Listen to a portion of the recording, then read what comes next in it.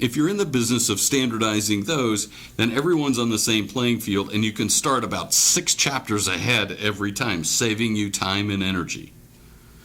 Then from that point, begin to customize. You see, then you have to build around that framework that's standardized and focus on the issues that are most relevant to your prospects' motivators. We call that pain.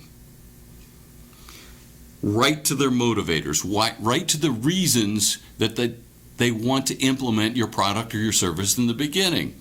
You know, this is about 3 or 4 levels deeper than just needs analysis and products and services that match. It gets to their motivators. So, number 1, see if you can standardize your proposals. The more standardized they come off of the shelf, then customize and personalize to the individual needs and motivations of the prospects, the more time that you'll save. And the more consistent, by the way, that you're going to look to the marketplace. Here's a second suggestion. Make sure that you're using a selling system that you own. Now, what I mean by that, selling system encompasses 2 different elements. 1, your sales process. You should know specifically. Sales organizations that know their sales process. We go from step 1 to 2 to 3 to 4 to get to the proposal process, are much more successful knowing when to propose and when not to propose than other organizations that fly by the seat of their pants and actually just give away proposals, or they don't do the proposal appropriately. So you need a process. You need a process to help you. The second element is the methodology within that process. How do I energize it consistently? But let's focus for the moment on successful organizations that really maximize the potential of the proposal process. When you're selling without a system, it's very difficult to establish an accurate cost for generating proposal. If you don't know what got you there, you don't know how costly each and every one of them is, and you don't know whether or not it's going to be worthwhile and profitable for you to even use a proposal in the process. If you're using a professional selling system, it'll enable you to separate the costs of the earlier steps from the cost of the proposal development and the presentation process. So what we're talking about here is, let's learn from a decade worth of industry-wide trends. Those organizations that don't have a selling system have much higher costs in their proposal process due to the reasons that we discussed earlier in this presentation or in this conversation. Lastly, you might want to consider presenting later in your sales process as opposed to earlier. I find that most sales organizations propose in as soon as possible.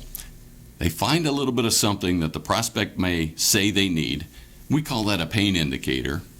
Some problem that they're having, and immediately begin to match up their products and services in some formal proposal process in hopes that they can convince the prospect to buy today. In reality, if we shoot too soon, we may be wasting our ammunition and it's costing us a lot of money. We operate the Sandler selling system here in North Carolina. In our selling system, for example, the proposal is given in the 6th step of a 7-step process. We call it the fulfillment step. The 6th step, as opposed to find something in the 1st step and propose in the 2nd step, it's in the 6th step, and there's a reason for that. You see, in a 7-step process, we want to use the first 5 steps of the process to uncover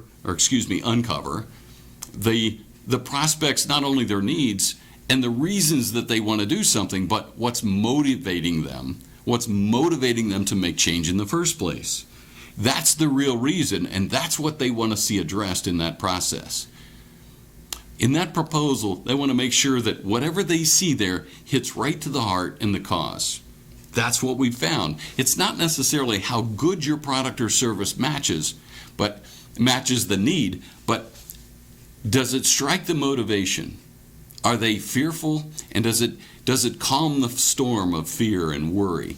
Are they opportunistic? Are they excited about moving forward quickly? Does it address that motivation?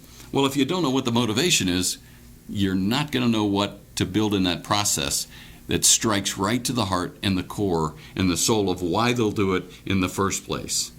Secondly, you want to make sure that you're proposing within the budget that they're anticipating.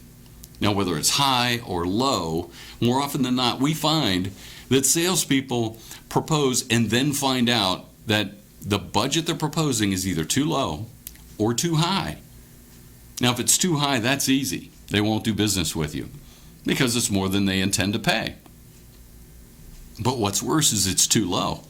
If it's too low, the salesperson generally doesn't get the business because of a number of reasons, one of them being, in reality, the question might be in your prospect's mind, is that a cheap product? Or is it that this sales organization or your company really doesn't get what I want? And they don't want to buy cheap. They want to buy high quality. And they don't want to be purchasing to the lack of knowledge. Now, the third reason why budget is always a problem when presentation is made before we know the budget is if we budgeted too low, you're going to get a piece of it, but somebody else gets the whole banquet. You don't want to be left with the hors d'oeuvre, finding out that your competition got the big piece of the pie. So early on, you want to find out what are the motivators, what is the budget, and most importantly, when we present, we want to make sure that it's time. It's time to present. It's the right time. We want to make sure that the right people are sitting at the table. You know, when we pull the trigger too early, more often than not, sales organizations are presenting to the wrong people at the wrong time. Now we're expanding the proposal process to what should have been a once and done, get a yes or no right here today, to a 6-month process of winding the proposal process, the proposal and the deck and the whole presentation throughout the entire organization, only to find that maybe there wasn't even a motivation to do this in the beginning. The motivation was, hey, if you give me a proposal, it'll make me look good and I'll get a promotion. There's tons of reasons why prospects ask companies to give them a proposal in the first place. Now, these are just a number of different elements that you should consider that we found over a decade of training and developing sales organizations that I thought I might share with you today. Remember, the question is, what is the true cost of you developing and giving a proposal? Are you spending the right amount of money, time, energy on the right elements that will get you the business and only the profitable business today? Good luck in your future venture. Make sure that you, 1, standardize your proposals. 2, make sure you're using a selling system. A system that everyone in your organization leverages. And 3, try presenting later in the sales process as opposed to earlier. Patience is a virtue. Hey, I'm Josh Seibert with Sandler Training out here on the East Coast, wishing you well and good selling.